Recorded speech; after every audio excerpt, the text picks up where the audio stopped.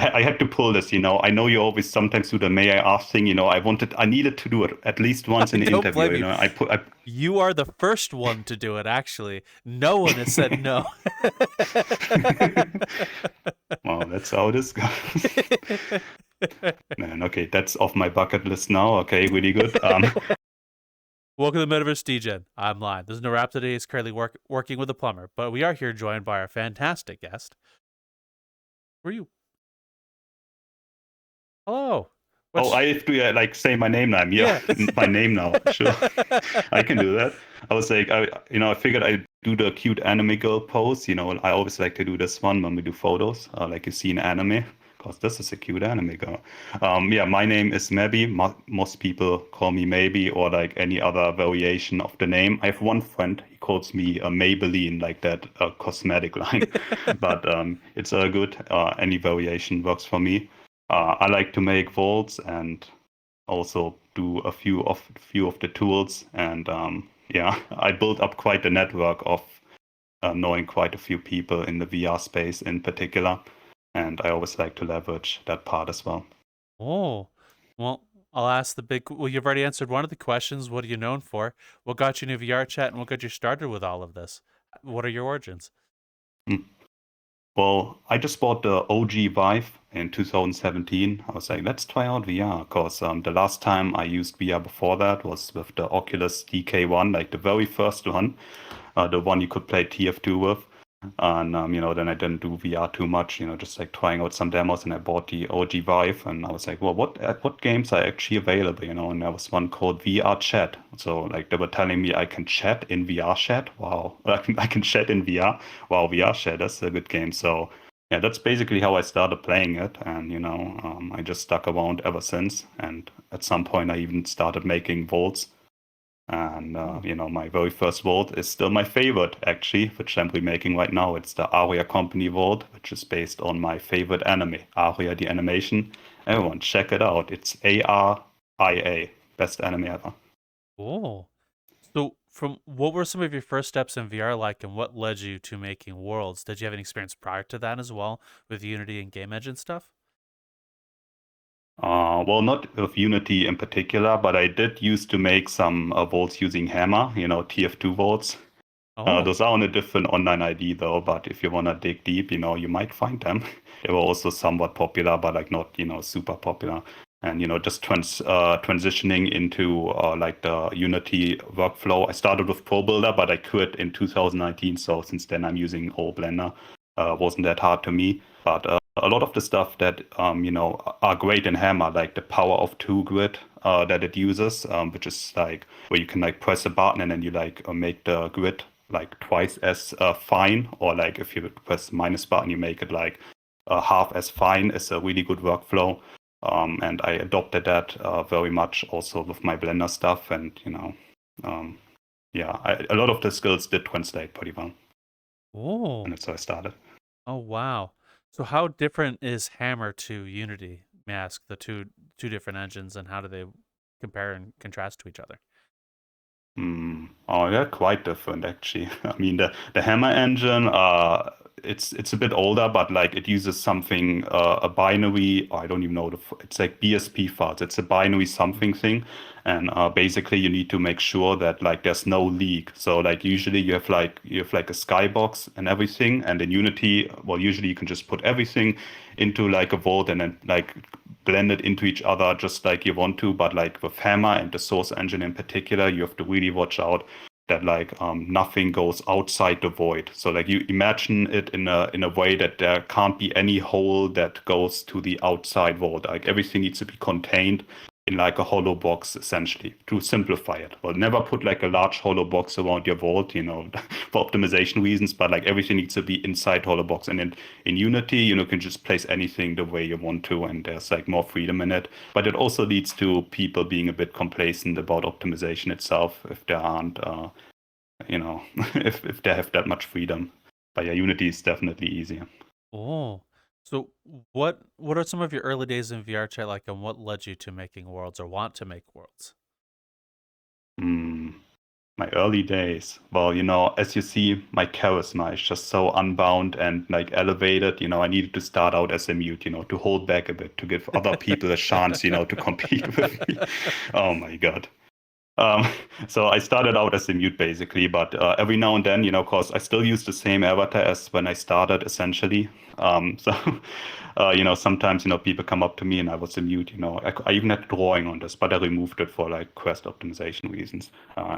Like, uh, but yeah, like, I did like the drawing stuff and, some people thought I was actually a girl, right? And they got so convinced and had like friends helping me like, yeah, he's actually a girl. I mean, she's actually a girl and everything. And I got like kind of trolled them into it. And then like once I convinced them, then I hit them with like a small voice line, right? And I just like doing like a sentence and saying stuff to people. And it was very funny, right? Because like they always freaked out about it.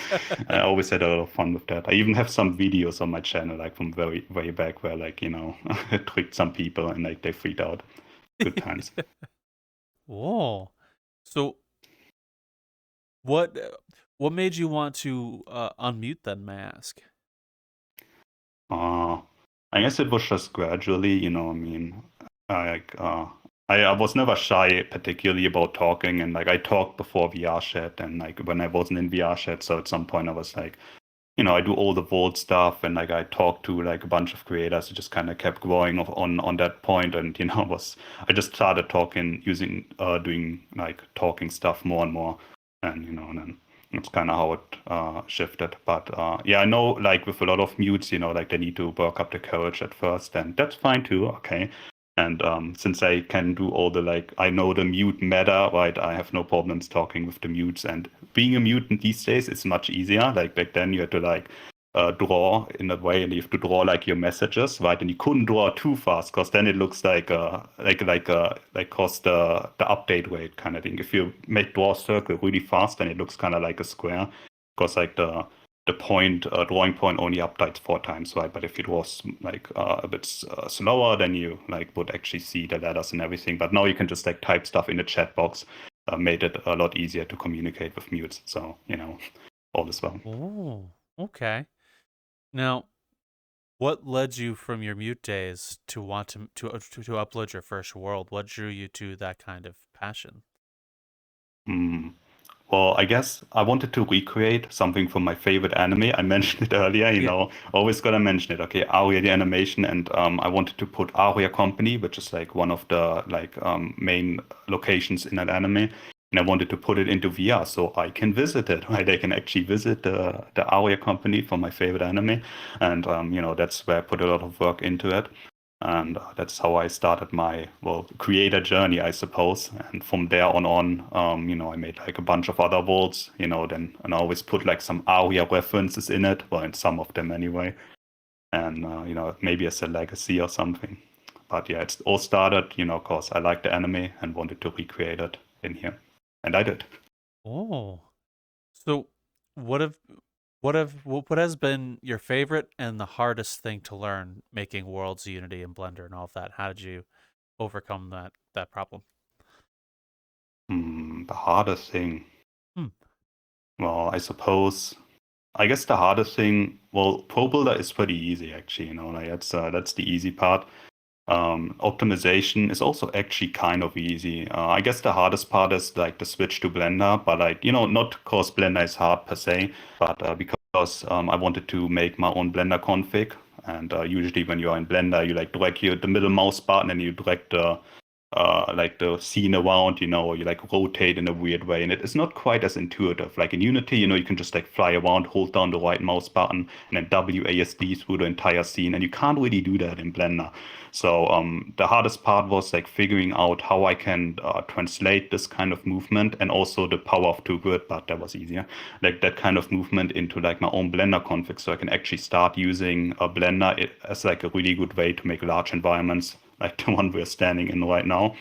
And it's hard to find the resources for that. So that was the real challenge, because I had to like search up stuff which like usually a Blender user wouldn't search up, because like the Blender movement is just so like inherent and like normal to everyone that like no one really thinks about it.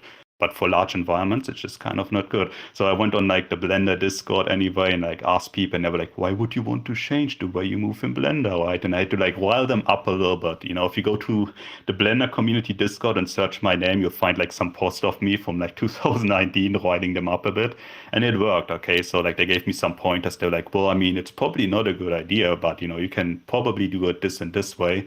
And once I had that figured out, well, the West wasn't as hard, okay, to figure out. So I would say that was the hardest part to, really elevate the world creation stuff. Yeah. Oh, okay. Now, how many worlds have you made, and what are some of your favorites of your projects? Oh, I made like, okay, let's count actually. We're that deep in, yes. Let's see. I go to the menu right now, by the way. Okay.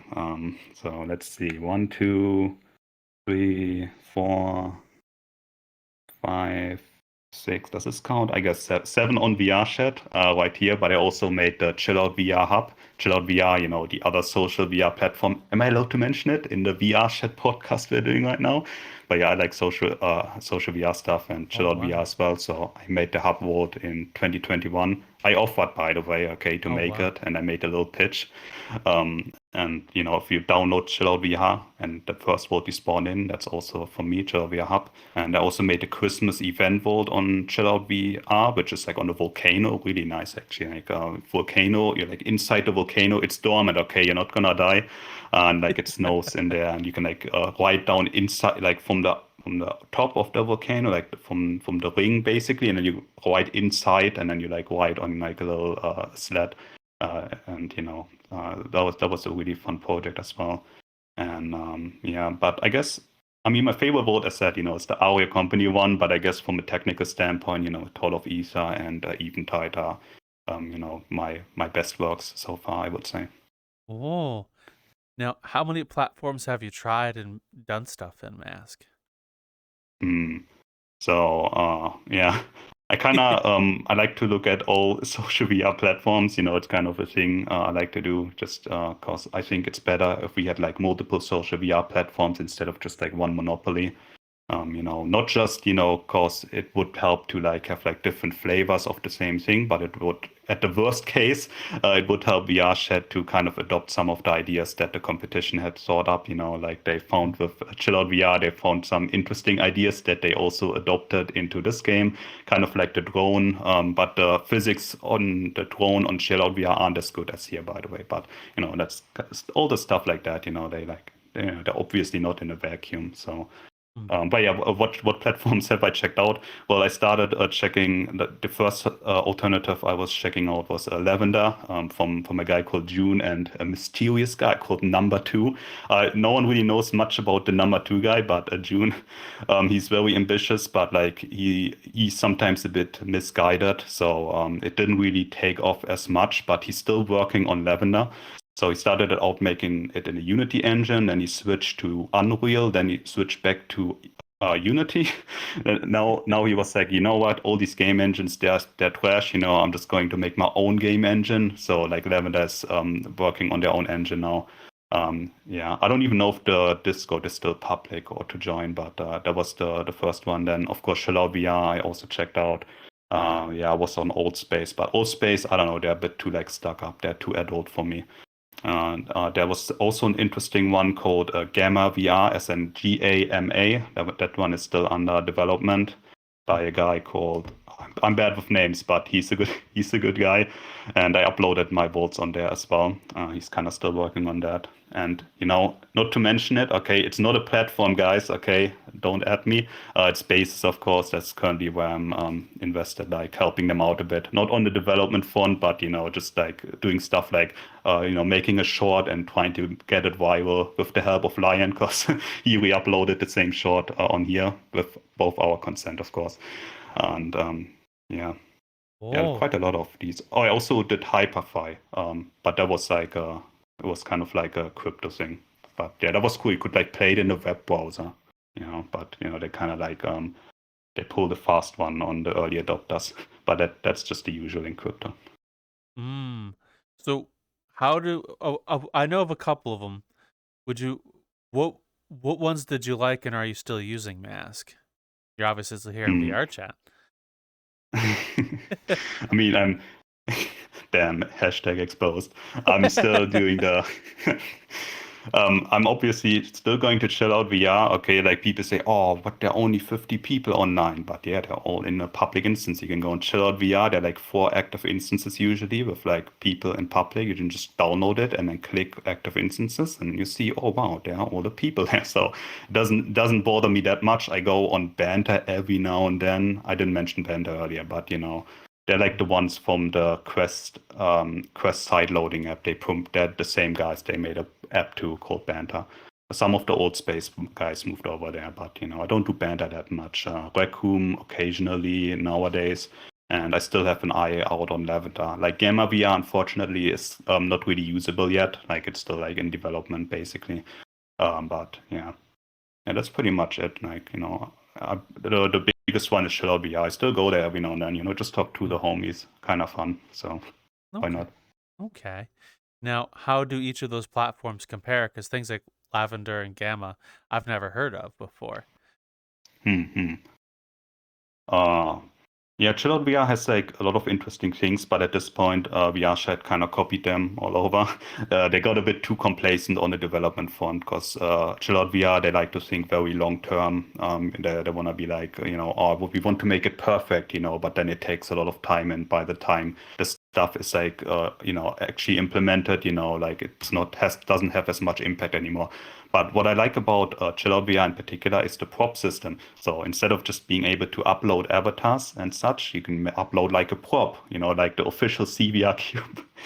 Oh my God, that's such a running joke on there. I made like a cube for like the hub vote, and I always said, guys, this is the official pending CVR cube, right? And at some point, they made it the actual official CVR cube and put it in the official props. Anyway, you can upload a bunch of props here. Some people made like a DS game, and then you hold a DS like a prop, and then you can multiplayer play it with other people, like anyone who also has the Nintendo DS out, and you can like do PictoChat together and like stuff like that. And like you can just spawn anything basically. Imagine like in VRChat you can like spawn like pictures and I don't know the stickers and whatnot, and in Chill VR you can literally spawn 3D objects which can be as detailed as the avatars you would upload in here. And that's like a really good feature. So I'm really hoping VRChat will also copy that feature as well into here, because the prop system would be really fun. And like that's the really standout feature from all of the social VR apps, to be honest.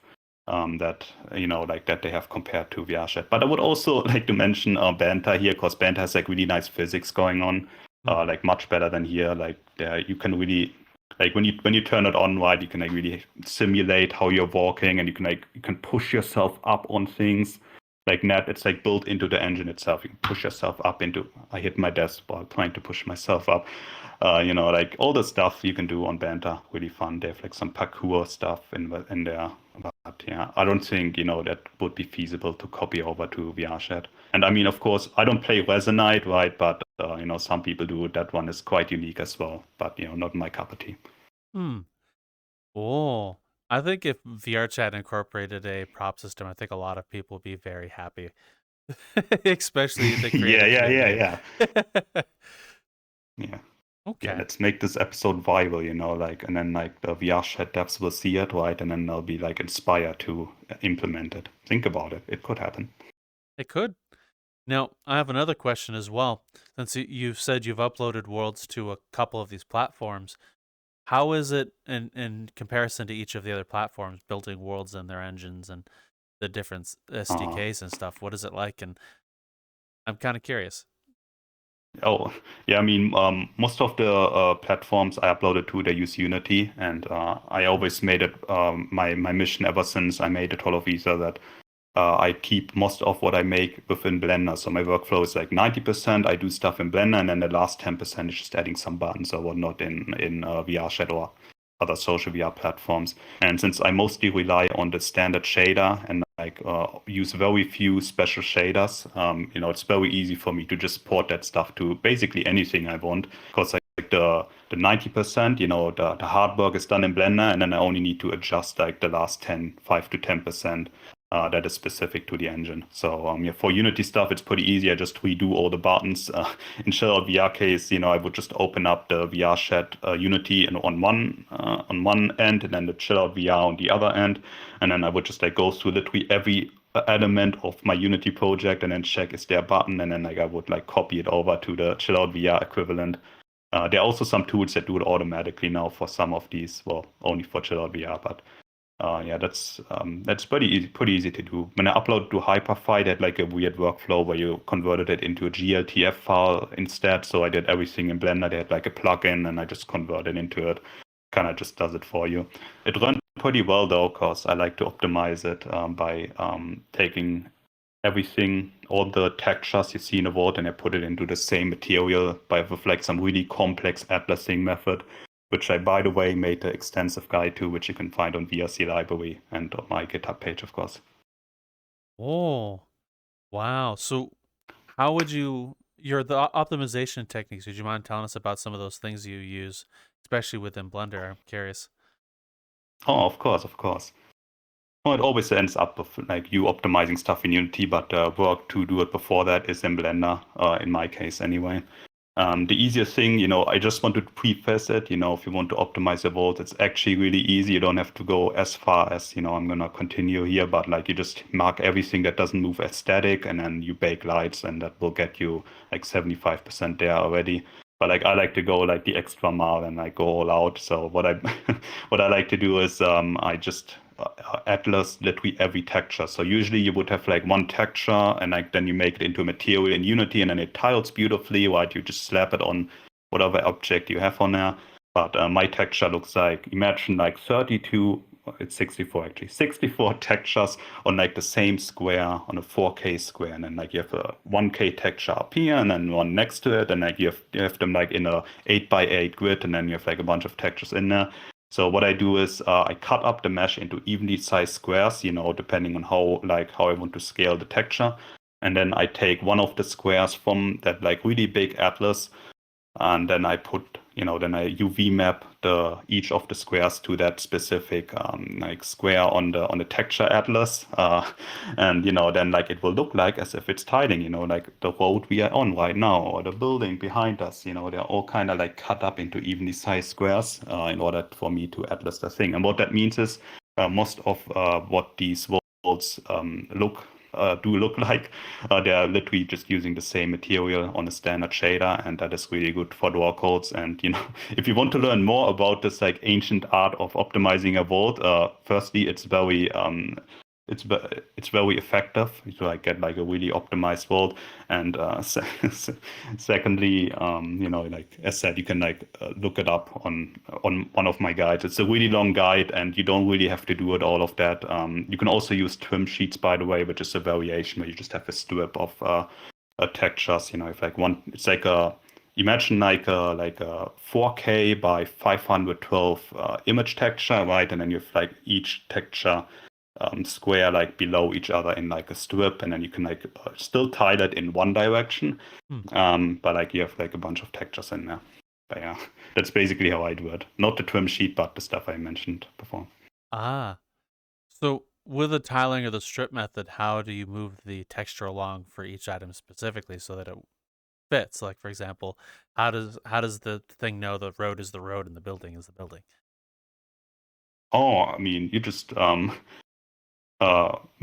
like UV map it essentially. Like what I do is I start out with just having the normal texture, like you wouldn't usually have like one image texture per material, and then like I UV map everything, but I ensure that like the way I UV map it is like always sharing, like it stays in the bounds of the texture. So in Blender you see like the image usually of the texture, it's like a square image, and you want to UV map it in a way where like all the UV faces are inside that one square picture thingy. And then once that is done for all the textures in your world, you can like move it onto the atlas by like just resizing it. And that's basically how I do it. It's a whole guide, like it's really hard to explain it orally, but I made a video guide on it, which is 40 minutes long. We can talk about this for 40 minutes, but might not be the most exciting thing for most people. And I also have like a written guide on vrclibrary.com. Yeah. Is it .com? I don't know. Look up VRC Library. It's on there. Oh, so where did you go to find all these optimization methods and things you're doing in textures and Blender and Unity, and Hmm. was it an easy thing to pick up over the years? I mean, the textures are easy to find. You can go on textures.one. There are a lot of free textures on there. And the method I used, I essentially developed it myself. I Hmm. just figured, well, I mean, I only want to use one material because if I use 10 materials, like I get a lot more draw codes. So I was like, let's think of a good idea. What can I do to like, only use one material everywhere? And, that's how I came up with the idea. It's the same with the Blender stuff I mentioned earlier. I just wanted to, like move around in Blender just like I could in Unity. So, let's make it happen. If there's nothing out there that enabled that already, that was like, I don't know, like five years ago or something. There are like some other solutions now that also kind of do it, but it's kind of bloaty. I don't know. I still don't like them too much. But I just figure I like to work goal oriented and always like think of what do I want to do, and then I like think up the steps of how I like to get there, instead of the other way around where I like learn a lot of useless things that may or may not help me. So that's Oh, how it came to be. oh.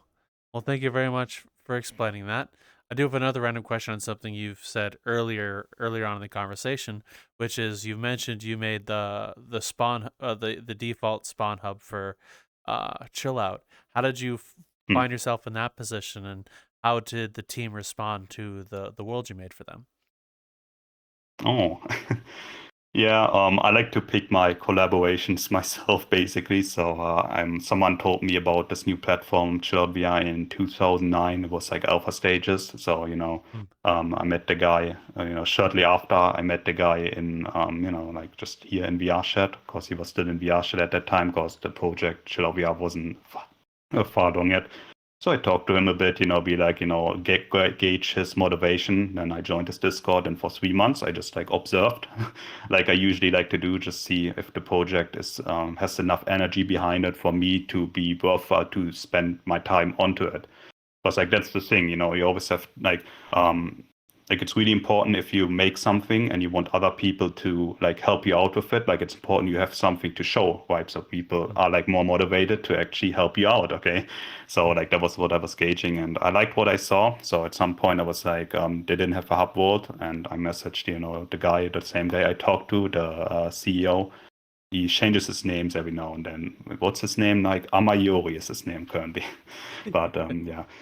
Yeah, he's a good guy, okay? I like him. So, I just offered him, hey, I would like to make the hub vote for you. I made these few votes here. I also uploaded my catalog to them at that point. 2 votes, I think I already uploaded it to them. Are you interested in it? And the way I like to work with collaborations is I make like a bit, like a really like a roughed up, blocked out version, very quick to show them what layout I'm thinking of as a vote. And so they can get a general idea what my vision is, and like translate it in an easy way. It takes like an hour or two. It doesn't take too long. And then, I just show it to them and be like, hey, what do you think about this? And we iterate a bit, in their case, there wasn't that much iteration. And I always explicitly tell them, once they start working, okay, you can't just like easily, like say you want more or less of that, just in case. Mm. And after that work is done, just take a small layout, everything, they can just, look at it, evaluate it. Then I just scrap that part and I start anew, right? And then based on everything we discussed, then like I make the actual vote. And I think this is a really good workflow for anyone who's looking to do Mm. commissions or like to pitch their interest to collaborate with people, to just make something quick and easy to like show people, and then like, but always say, I'm going to scrap this once we discuss this, and I'm starting anew with like the proper thing. So they don't think you're gonna reuse the whatever bootleg thing you sent them before. And yeah, I did that basically, worked out pretty well. I did this the same way with the Christmas Vault, but on that front, they came to me and asked if they, for me, if I wanted to make a Christmas Vault. And, like, I also did this with VRCon. Yeah, it's a very good method. Very good for collaborating stuff. So yeah, make use of that. Hmm. So how does it feel for you knowing that they still use that default hub you made? Mask. Oh yeah, that certainly paid off. Not only I'm very happy to see it. By the way, every Vault creator likes to see their work being used well into the future. It's also like why in VRChat I promote my vaults pretty heavily when I release them because you spend hundreds of hours into something like that, and spending like 5 or 10 hours into promoting the vault, through various means, isn't that much added workload. And a lot of vault creators, like to forget about that part. So like it's not like luck necessarily every time that like a vault like the hub vault or like the vaults I made in here are still gotten that many views and whatnot. Wait, was this even? Did this even answer the question? But I gave him my best shot. No, I'm very happy to see that the hub vault is still being used. And yeah, it even there's even like a Steam background and a Steam card of the CVR hub, and there's also one of this very vault. You can look up Eventide on the Steam community marketplace. There's like a card and there's a Steam background. So how great is it that I can put my own vaults as a Steam background, on my profile? That's a true honor in itself. So yeah, I'm very happy about how this all turned out.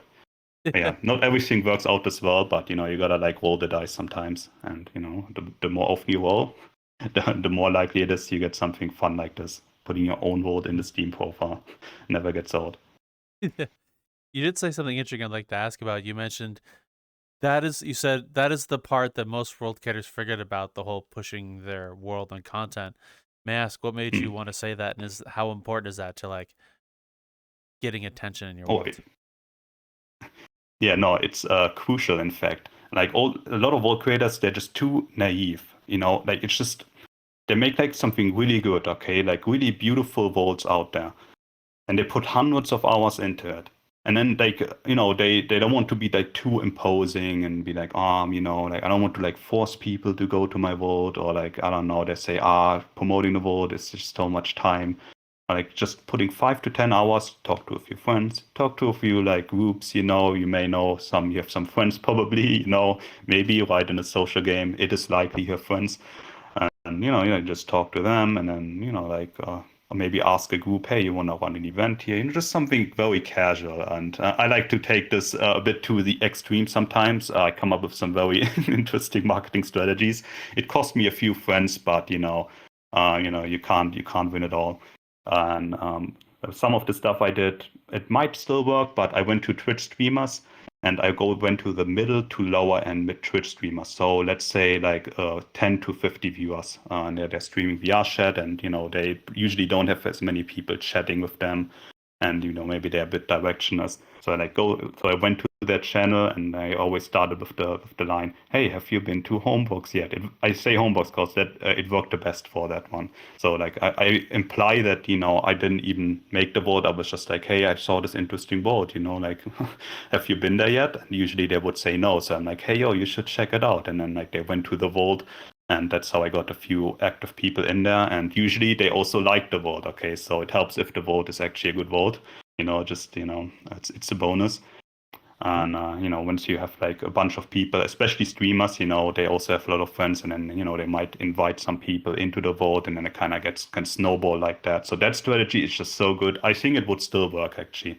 And then you just chat with them. Of course, you don't just like go there and do like a one-liner and then close the stream. No, you gotta stay there for like an hour or so. Just like chat with them. Like once they're in your vault, you do like a little chatting. Maybe they find out that you're actually the creator. Then you can give them, just entertain it a bit. And it's kind of fun to chat with the streamers too. It's kind of like player testing in a sense. So you do kind of this stuff, and it kind of can snowball from there. So like that's one of the things I've done, and like you can come up with like your own marketing strategy, think a bit out of the box. But yeah, I think it's very important, especially if you want to make money with your vault, which like a lot of vault creators these days are quite eager to do. Like the more concurrent players you can attract, the better it is. So like design your vault so people stay in it longer, and also think about how you would be able to promote it from like all different angles. Any angle is fair game. And Oh, actually, I can mention it too. Yeah, since I have like, I'm Mr. HomeBox, like on my like my friend Ether the Dreamer, I'm on his Discord. One day he gave me the role Mr. HomeBox because I made HomeBox, okay, like really good.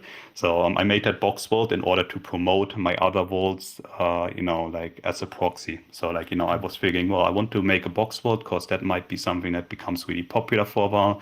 And then I just drove a portal to one of my other vaults in there and then get more traffic from there into that one. I made a video about the whole process a few years ago, but yeah, in-game advertisements can also work. Maybe you have a friend with a popular vault and, maybe you can convince them or like they're happy to help you with something and you can just put your vault in their vault and then like you can kind of get the in-game advertisement going, which is also pretty good.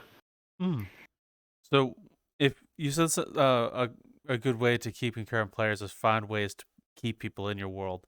How do you design so that you keep people in your world, and how do you guide people through your world? Like, for example, we were talking with Selena Moon, and she mentioned using lights. Dark areas where you don't want people to go, light areas where you want people to go, as an example. That's smart, yeah. What do you do? No, that's smart. I never thought of it like that, but yeah, she's of course on point there. Something where people come back, I would say, like daily tasks. Is probably a very good meta. Like vault creators slowly start catching on to that. You see like the idle vaults popping up. They have like daily systems. If you look at IdleCube, I was really impressed by what the IdleCube guy did. Build a community for a month, then boom, hits you with the monetization. Once he has like 1,000 concurrents in it, like bravo, IdleCube guy. Unironically, that was a really good move. But yeah, what IdleCube does is, you have like a daily, you shoot like 6 cubes, and then like you can leave or not. You usually stay. And of course, the simple fishing boat from Puppet. He also, he does like really good daily stuff now. He started out a bit slow. Okay, you didn't like. That was so funny. Like on his like his menu before, you had to click like 2 menu options, which were like at the bottom somewhere to actually find the one fishing rod, which like you could buy. Like I don't know, man, but he streamlined it so well, a bit overkill even, where like he puts like a 3D model of the fishing rod now when you join, and like Fax actually told him how like that is like it tripped their system because so many people opened the shop when they clicked that like fishing rod model, so they were like, wait, what is something suspicious going on? But no, it was all good at the end. Okay. So yeah, anyway, daily task, of course. I was thinking and actually pitching to some world creators. I was telling them you should do something like a gacha system, like they do in gacha system, like an energy system. You build up like 240 energy each day, right? And you can use it to, I don't know, do something special in the vault, and then like people can like log into your vault every day and then think about, oh, how do I use my energy to get the most out of something? Keep the player base engaged and stuff like that. And yeah, I'm probably gonna do something like that in like a later project as well, like not as the main thing, but just something where people can come back to, and it's not just like a place you visit, but maybe something more alive than that. And yeah, that's a bit underutilized. Maybe more vault creators should just go to Roblox and see how the Roblox games do it, because that is the future for how VRChat vaults are going to be run. And yeah, Cool. the earlier like the people who do it the first are gonna benefit the most from it. So what do you mean, like Roblox, like with the energy systems and things to do? Hello, I'm actually here to interrupt the episode you're watching really quick to ask you a favor. Please come join us at any of the other locations we have. You can find us on YouTube and Spotify, both of which we post our episodes and are very up to date on both. We have Discord where you go to hang out all the time, where you're gaming and shooting the breeze over with many people over that way. Feel free to come join us. I invite you. If you wish to support us, we have a Patreon where we post a bunch of random bits, bobs, and extra podcasts every once in a while for you to go enjoy. Also, if you wish to support us while in VRChat, we're now part of the creator economy. So please come join if you wish to support us there. It's there for you to choose if you so wish. And thank you very much. And a special thanks to some of the people who have signed up on our Patreon, which are as follows. And I have written down so I'll remember. And that's a tough thing. Forbidden Zero, Niche, Aliquum, Future Oracle, Lesser Capybara, and Frozen. Thank you all very much. Enjoy the rest of the episode. Yeah, I mean, Roblox is kind of known at this point to be like very predatory when it comes to monetization techniques and all that stuff, like how they keep you like engaged, and I don't know, like they have like these daily timers, or like when you first start playing a game, they tell you get like a special deal. If you click here now, for like $1, you can like get like a super deal on something you don't even know the value of yet. Or I don't know, like you can buy like a certain boost for like 50 minutes every day to do something. That would be good for the idle keyboard too. Although they kind of do it already.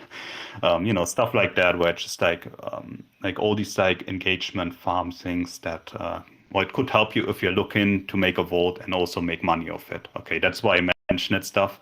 But if you just want to make like a place for your friends to hang out, that is probably not as relevant. Hmm.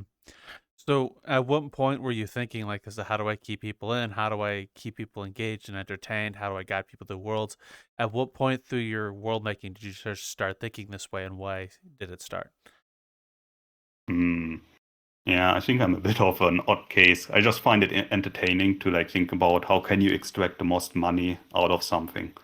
And since me personally, I'm not here to necessarily make a profit. I don't put any Patreon anything in my vaults. Like there's no monetary anything. I'm not even in the creator economy, nothing.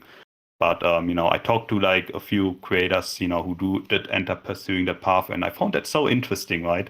Because I like to think of ways how I can generate an income in real life. Worked out pretty well, by the way. But how can you translate it into something like VRChat? So like I just like to think about it. It's just kind of interesting to me, like as a user, I don't like the VIP rooms, where you have to pay a Patreon for just to access it. But on the flip side, I like how easy it is, or like how people like design a vault to extract an income out of this. Like I can't even imagine anyone paying like why would you pay $5 to like some random vault? Like what value do you get out of it? But apparently people do get a value out of it. So I just want to see, how far can this be pushed? And, I do it via proxy, right? I just like give some advice to some world creators, and sometimes it's implemented, and sometimes it's so morally questionable, like they tell me, that, maybe not such a good idea, but I would still think it works. Just gotta look at Roblox. Okay. So may I ask what keeps you building and creating? May I ask what drives you? What drives me? I just like, I don't know, I just like to make the vaults and then go in there in VR, and then I can like check it out. I am in the vault I made. Must be a god complex. Something like that. Okay. So I'm gonna ask you a question I think Raptor would not forgive me for asking, which is, what is the weirdest thing you've seen in VRChat? Since he's not here, I'll ask it for him.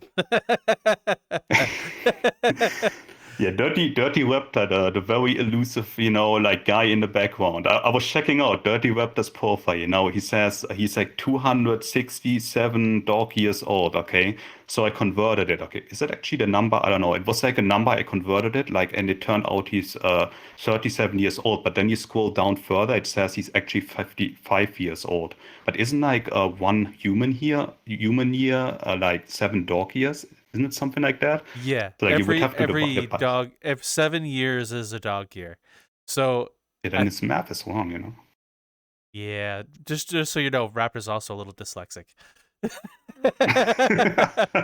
I see. That's a serious statement. I'm not making fun of him. It's true.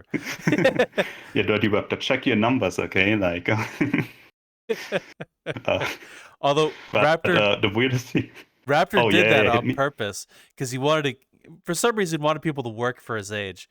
He got annoyed because people were like, "How old are you? How old are you?" And so it eventually figured out how old is this in dog years. So he just put it in there, and now people will like read his bio and just watch him sit there and try and figure it out. Like, how old is he? And he finds it entertaining every time. What a legend, man.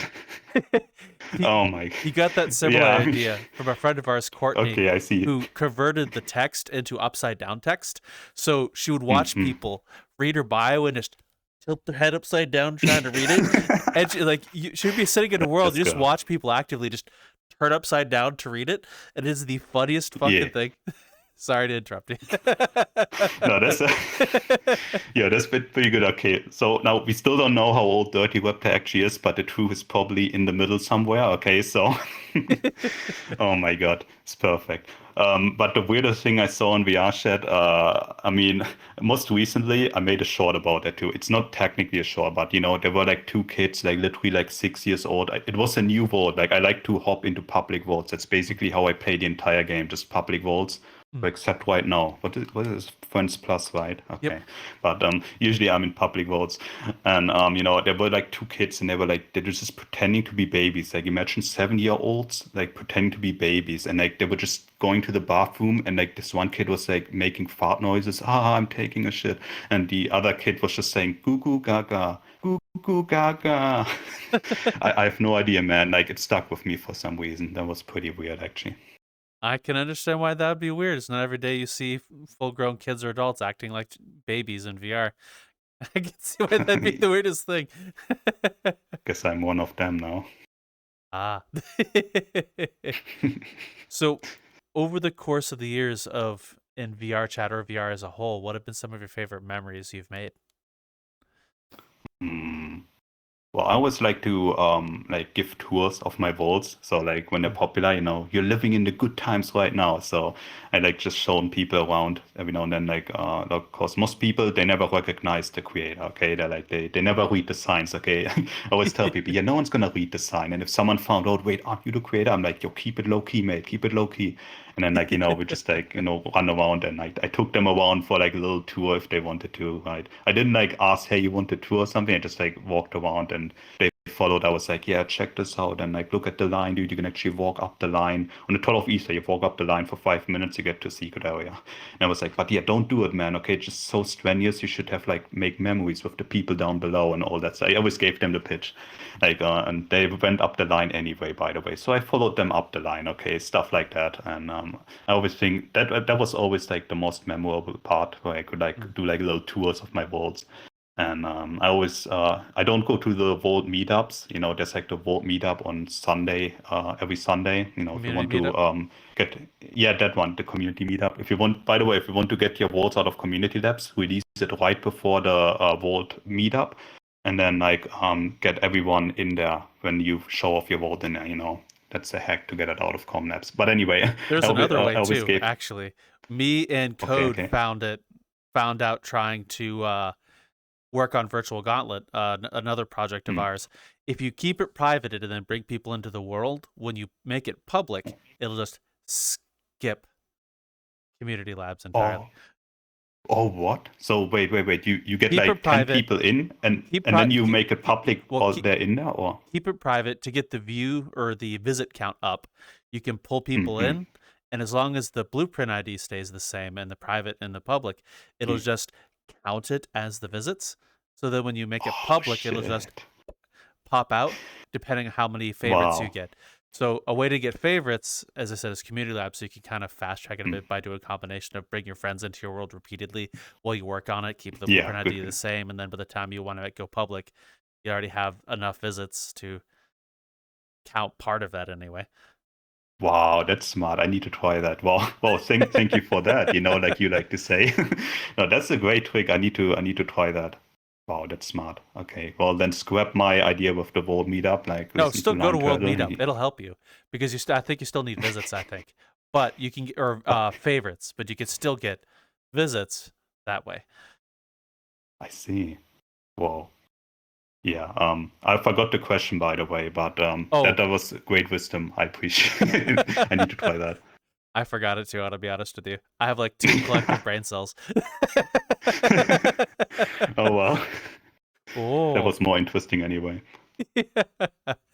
Fair enough. So what has been some of the people who have taught you what you know, or what are some places you went that taught you what you know, and what are some items in your toolkit? Oh, I mean, I mostly just like research it on my own, but like unfortunately, a lot of stuff is like gated behind some private Discord communities.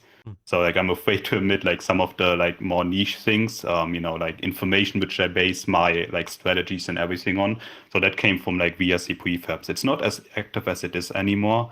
But like I'm sure most of the creators know VRC Prefab's like a huge Google Docs with like a bunch of tools and everything. They also have a Discord, but like it was invite only for like a long time. I think it's open now or something, but like it was always like invite only, so you had to like know someone, and then like they get invited, and then like you're like one of the in the secret club and whatnot, and then Mm. that's kind of how I learned some stuff. And I guess when it comes to avatar stuff, you interviewed him, by the way, Lun, Lun who Yep. speedruns the avatar tutorials, that's where I learned a lot for avatar stuff.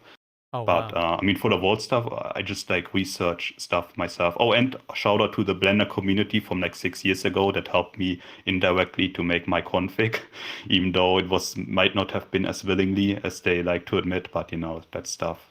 Yeah, I can't even think of anything where I'm like, this is the place or this is the guy where I learned a lot of things from. It's just like I like to talk to people, and I get like some tidbits of information, and I just like internalize it, and then I make use of it when I need it, or like sometimes I write it down if it's something really really interesting. So like your information about like privating a vault, and gathering a few visits and like favorites, and then publishing it like right after to like basically skip the community labs part is like really interesting to me. Like stuff like that, how we talked, that's kind of how I gather like a lot of information. Which is also why I think like more people should just only be in public instances instead of like lingering around like the friends plus or like invite only instances and hang out with the same people. Like just like see what you can find in public instances, because like so many people like so many interesting people are out in these public instances. It's not just like it's not all screaming kids in there. Like there are really some people who have a life, right? Who don't have like a huge internet network built up, or like who haven't or only started playing, and you kind of meet them in public instances, and you like sometimes talk. And I met one guy is called Su Yu, I think. Yeah, that's his name. I met him like randomly while I was hopping to like new noteworthy worlds, and we were chatting up. Like he also likes to go to public instances only. Like he was also a veteran, really interesting. So like we chatted, and then we like, did like a tic-tac-toe thing. To see who was supposed to do like 5 squats. It's the whole thing. Anyway, so like we did the same tic-tac-toe. Like we got like rock 4 times in a row, because we thought, this time he's gonna change it up and I'm gonna have rock. So like we were kind of on the same wavelength. But yeah, you kind of meet people like that. I think it's really fun. So, okay, I can see why you like publics. I think in the modern age, a lot of people are kind of grown a bit of a, I guess, skepticism after the days of pre-EAC. When you like go into a public world and then off you go, blipped out because some botnet showed up or whatever. I think a lot of that, Yeah. once they introduced like groups and stuff, I think a lot of those kind of same worries kind of forced its way into like the modern era. So people like will gatekeep and they'll do group instances or whatever. And it's just a lot more, I want to say static, but not static. What's the word? Uh Clean is a way to put it, I guess. It's very It's clean. more clean, yeah. I More can't think of the proper sanitized, word. perhaps. Yeah, sanitized. That's the word. It's very sanitized. Nice. Yeah. To be honest, I never had much problems with the crashers even before EAC. And even after EAC, there's still people who crash you sometimes. But I mean, it's like it happens like once a month. Like I never saw like an uptake up or down like pre or after EAC. But yeah, I also like to talk to the modders. So I like when I see like the modding people who still use mods, and I'm just like, oh, I ask them stuff. Why not talk to like what the experience is like? And I don't really mind the modders as well. So like underground, but like a lot of the modders, they're like kind of more on the malicious side now, because like it's like kind of more fun for them to break through the EAC line, because it's like really forbidden now, and before it wasn't, right? It's kind of like a rebellious act from them now. But yeah, like just go to publics, talk to people, and you see like someone pulling out some crasher avatar, you just walk up to them and like see, hey yo, how you do that stuff, and then maybe you get some interesting insights on how they do it. Okay. And so I like to play. Oh, okay. And I have another question for you as well. How did you get involved with Basis and in terms of that stuff? Yes, because that's where initially I saw you. Ooh. I don't know. What if I say you're not allowed to ask? Because you ask, may I ask? What if I say no? What happens then? Oh, Cool flow is gone. No, no, no, no, no. I answer. it's Put the okay. camera back. I I'm, answer. Please. oh no, Put the camera I'm being back. funny. I'm being funny. I'm not a person who's upset, offended, or saddened by much of anything. So don't worry about me. I may like pretend to be sad, like Jimmy's like, okay, I'll just go now. Bye. I do it as a joke. I'm not actually serious, so don't worry about me. Yeah, no, no. I figured as much. I had to pull this. I know you always sometimes do the may I ask thing. I needed to do it at least once in I the don't interview. blame you. You are the first one to do it, actually. No one has said no.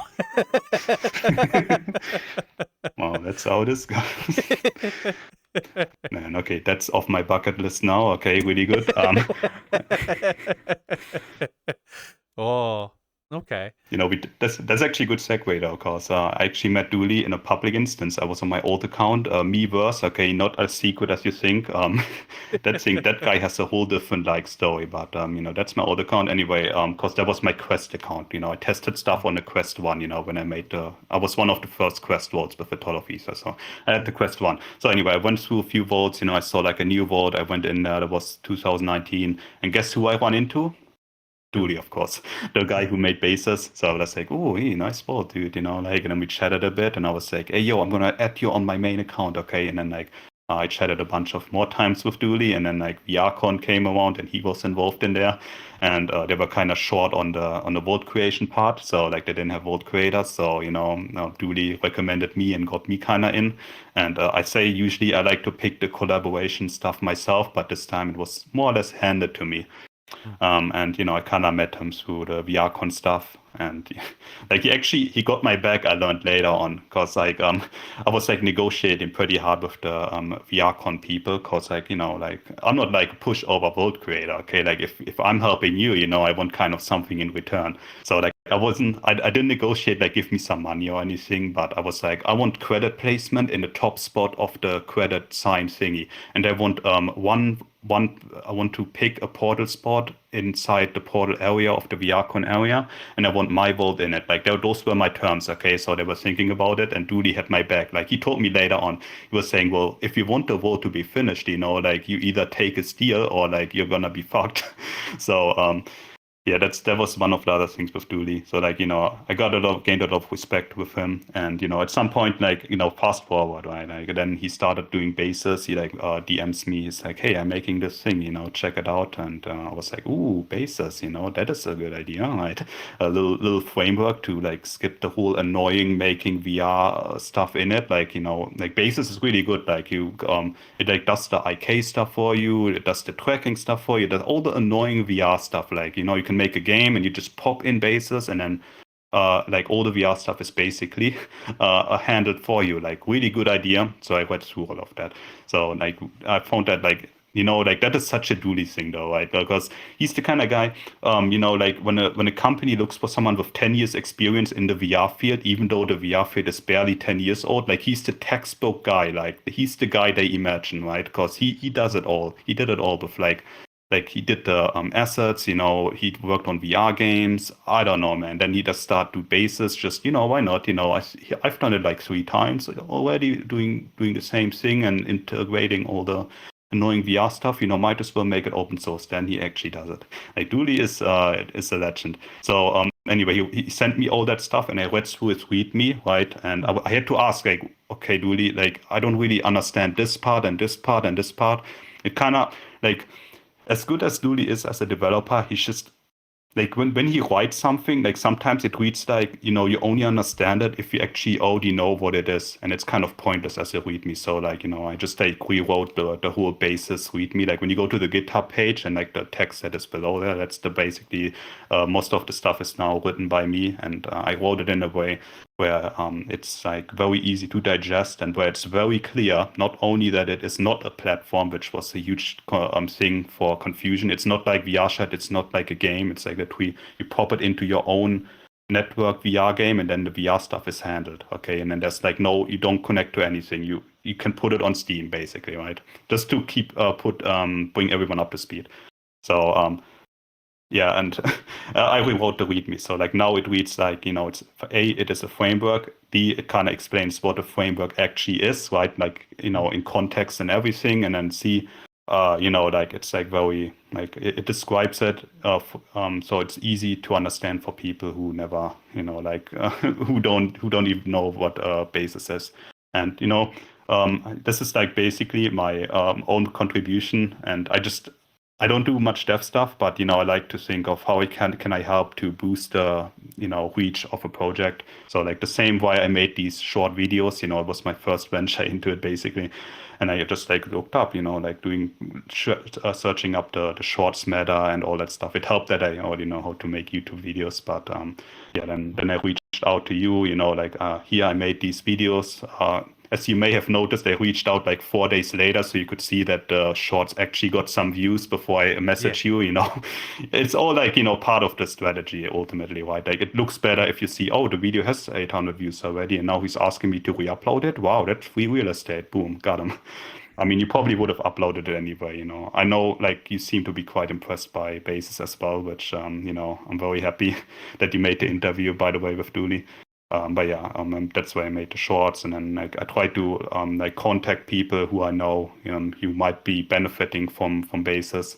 There's this guy called JT on Twitter. Like he actually blew up recently. He made this thing on the Quest 3 where like it maps the real life room and then he makes it into a mesh, right? Like in real time. It's really interesting. Did you see that actually? I have not. But yeah, JT.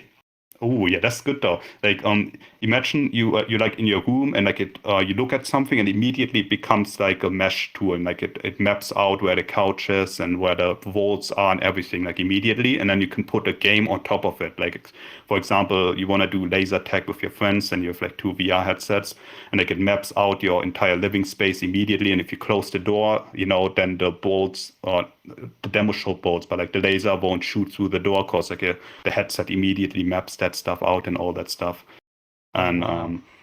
yeah, and I like replied to him, that's the stuff I do. I just mentioned here, Basis might be interesting because you can like put it in there, the VR IK and everything is resolved for that, and you put it on top of like the mesh mapping thing that you've already done, and then maybe that is something that would be useful for you. So, that's basically my contribution to Basis.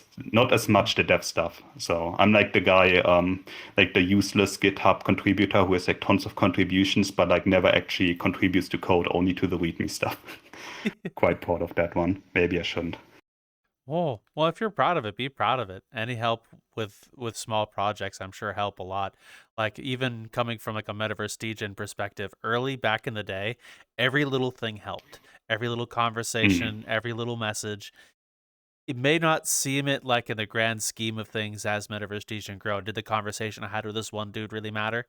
But at the time, it was crucial almost entirely in order to get to know people, because I would have never have met you if I didn't meet Dooley, and I would have never met Dooley if I didn't meet Wire Wiz, and it kind of scratches back. I see. So each little step along the longer journey is just as important as the journey itself, because without those individual steps, the rest of the journey may have not have happened, if that makes sense. Oh, yeah, no, I get that. That actually makes a lot of sense. Oh. So, what I wanted to say? I wanted to add something onto it actually. Oh well. No, it's all good. Maybe I'll remember later. Well, so since you've been in social VR platforms and as well as these new frameworks I see coming out like Basis and so some of the others with Rust and some of the other stuff as well, how do you feel about the differences between the two and seeing the two like social platform and its framework grow? Well, they could grow, together in a sense. Like I was trying to pitch a way where, like you have Basis games and they would be able to feed metadata to like a master server. It's an optional thing. Like imagine a plugin to Basis, which is also made by Basis. And then you can say, okay, I put in like this IP, that's the meta server. It's like a server browser basically. And you just say, I made this game and we have like, I don't know, 15 people in there, and you can like push this metadata to like a website, and then like the website lists, these are all the experiences that have bases enabled, and then like people can click it and see, oh wow, look at these different games. I could like download and like join in from here, and then even they see, oh wow, 10 people play this. Let me download this 200 megabyte client file, and I just join in on that. I think this would be something where you could have the platform stuff and the framework stuff kind of merge together, and it all still remains open source. Because if you don't want to use the plugin, okay, just use Bases as is. You can also use it for single player or just multiplayer without feeding data to a meta server. Or you could even say, you know what, there are two meta servers. There's the ERP version.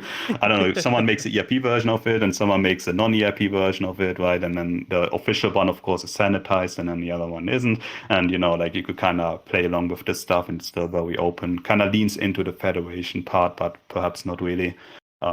So yeah, that would be my ideal future when I think of what a framework like Basis with the very hard focus with VR and network stuff, right? When this all comes together. The idea unfortunately hasn't hit too well when I made like a thread about it, but perhaps in due time or someone else, a third party, will see the potential in it, and then make something like that, the plugin and a server browser. But I mean, it all relies on Basis being somewhat popular. But yeah, from what I hear Doody talk, some projects are already using it. I think that's public information.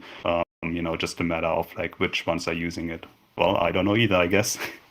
Well, one I can say for certain is Castle is using it with the VRU Oasis. Because we had a conversation with him Oh about yeah. Yeah, Tech Annan did it too. Like like if you go to the Basis Discord and there's like a channel made with Basis, you can see like a lot of public instances, and like I know Tech Annan made like a disco environment, and they had like a meetup there a few days ago. Oh. That was fun. Oh, okay. Well, I'm gonna ask you the last couple questions before we start wrapping up, if that's all right. Oh, of course. Alrighty. Where the name you use in VRChat? Where did you get it, and why do you still use it? Well, I mean, I picked it like many, many years ago, probably as old as my YouTube name, and I was looking for a cool name that no one else used on the internet. So, I was thinking of like a few interesting names, so I like typed them into Google and checked out, did anyone use this name before? Well, I mean, this variation some people used, maybe that's, and so stuff like that. So I just kept typing it into it. And I came up with this beautiful name, and I just kept using it because I kind of like it actually. And I still don't know like what the right way to like pronounce it is, but I like it, and that's how it came to be. Oh, in the avatar you're in, where did you get it? Why do you use it? Is there anything about it that means anything to you? This is like an ancient Vocaloid avatar. It came with a CD, right? Like from a comic cat, not a comic, some Japanese like convention thing. So and then it got distributed in 2013, and then like made like open to use. And I found it like a few years later, and I was like, wow, dude, I like Mayu. Okay, Mayu is a Vocaloid, by the way. That's how she looks, Mayu, and I just like kept using it because I like the Vocaloid, and at this point I'm kind of typecasted as this character, so maybe I can never change it. Imagine I have a different avatar, right? Like no one would recognize me. Although one thing I have found with avatars though is I switched avatar bases anyway. As long as you keep something about it the same that links it. Like for example, for me, the color scheme, orange and black. When I switched from Ananachi Oh, into the Foxo model, the scheme stayed the same, so people can still recognize it as me because their brain sees black and orange. It goes, oh, it's a lion. Same thing. So if you're trying avatar, something about it people recognize first, like for example, the dress, keep that the same when you switch, so people see the dress, they'll still recognize you. oh. So like you're saying I should like slowly change it, change a few, change a few things, like over the weeks, and then like it's like the ship of teasers, I think it's called, right? Where you like always change a small part, right? And then people get used to that, and you just change another small part, and then like after like 2 years, the process is finished, and you like something completely different without them ever noticing. Think about it. Not You're that suggesting slow, that? but like for example, like if you change the base from a Vocaloid to any other base that tickles your fancy, keep the dress. Put the dress on that new Okay. base, and then maybe keep the hair. And then from there, they'll see dress and hair, so they'll recognize you, even though the base itself is different. It may be Oh. taller, it may be more mature, whatever you decide it be. That way, people still recognize the two things, hair address and say, "Oh, that's Maebbie," and then they'll know from there as a little I fun see. thing. That's smart. Yeah, so you don't need to keep I it mean, if you want to change it. There's still ways around it, but it still looks really nice. I've heard a lot of mhm. people use Vocaloids as well. Yeah, they have like easy to work stuff. Like they're easy to work with as well because the bones and everything are set up already. Oh, well, again, Maebbie, thank you very much for your time. It was an absolute pleasure getting to meet you and hear your story. So thank you very much. No, of course, of course. Oh, I'd like to show my VR 180 videos. Shout out to Milchzocker. He loves my VR 180 videos. Um, I make like videos, like VR videos, with a special camera setup. It's a VR 180 camera. They're like two lenses spaced as far apart as your eyes in a 180-degree angle, and they make like really immersive videos. So if you go on DOVR, as in DEOVR.com, and then search up my name, you'll find some interesting VR 180 videos. I had to get that in. Okay, I know I it doesn't don't really blame you. quite fit in the flow, but Nope, check them out. I don't blame you. So, as well as that, what other places can people look to if they wish to find you or your work? Ah, right, of course. Well, my name is basically everywhere the same, like Discord, maybe like YouTube, maybe Twitter. It's X now, but I'm also on Blue Sky. Blue Sky is just I post the same thing as I do on X, so all is well. Where else can you find me? You can find me on VRChat. I mean, yeah, that's basically it. I think that's the web. Yeah, YouTube and other places. Oh, okay. DOVR. Well, thank you very much. And all of those links will be for you in the description. If you're on YouTube, you scroll down, go to the description, show more. You'll see a section we have labeled guest links, one small, easy place for you to find. If you're on Spotify, same place, same label, but over in the episode description. So if you wish to find Maebbie in any of the places they are, feel free to go look. And for you, the audience members, I'll ask you the question, which is, what is the most memorable bit of technical advice you've gotten? Like, for example, the one I shared with Maebbie earlier, the whole you can help skip the into the public world by private again to getting visits and stuff like that. And what is something you've gotten? Doesn't have to be VR related, any of it. Any technical advice would be cool to read. Put it down in the comment section. We'd love to hear about it. And with that said, thank you for joining us. It's been an absolute pleasure having you guys. See you in the metaverse. See you around. Subscribe. I wonder if you can ride the train and go inside the fucking over there. That'd be cool. That would be cool. How big It that wall is. Goes in there and goes around. Why? And it goes around. Oh, it does. Holy shit. Fuck yeah, it goes fucking around. I don't know where it goes. Like I said, I just got here. I don't know where everything is. Huh. I have to check this place out. Definitely. We're going to have to. There's another one. There's another one I got to show you that it's called the, yeah, hold on. Another one is called the Cozy Woods. That one's cool. Oh, okay. We're definitely going to check that out too. There's a bunch we're going to have to check out. Yeah, there's some new ones in.